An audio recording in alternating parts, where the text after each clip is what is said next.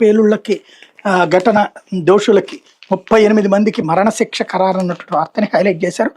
వరుస బాంబు పేలుళ్లతో అహ్మదాబాద్ నగరంలో మారణహోమం సృష్టించే నిషేధిత ఇండియన్ ముజాహిదీన్ సభ్యులు 38 మందికి ప్రత్యేక న్యాయస్థానం విధించిన మరణదండను గుజరాత్ హైకోర్టు సమర్థించింది.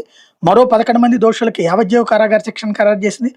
ఒకే కేసులో ఇంతమందికి ఉరిశిక్ష విధించడం ఇదే తొలిసారి. ఈ పేలుళ్లలో మృతుల కుటుంబాలకు 10 లక్షలు, గాయపడిన వాళ్ళకి 5 లక్షల పరిహారం చెల్లించాలని గుజరాత్ ప్రభుత్వాన్ని మంగళవారం హైకోర్టు ధర్మాసనం ఆదేశించింది. 2027 మార్చి 31లోగా పరిహారం అందజేయాలని జస్టిస్ ఏవై కోగ్జీ, జస్టిస్ సమీర్ దవే ధర్మాసనం తీర్పులో పేర్కొంది. 2008 జూలై 26న అహ్మదాబాద్లో 21 చోట్ల 70 నిమిషాల వ్యవధిలో వరుసగా పేలుళ్లు సంభవించినాయి.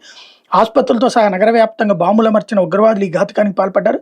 ఈ ఘటనలో 56 మంది ప్రాణాలు కోల్పోయారు, 246 మంది గాయపడ్డారు. 2 రోజుల తర్వాత సూరత్లోనూ పేలని 15 బాంబులను గుర్తించారు. 2002లో జరిగిన గోద్రా అనంతర అల్లర్లకు ప్రతీకారంగా ఈ దాడులు జరిపినట్టు నాడు వార్తలు వచ్చాయి. తర్వాత ఇండియా ముజాహిదీన్ బాధ్యత ప్రకటించుకుంది.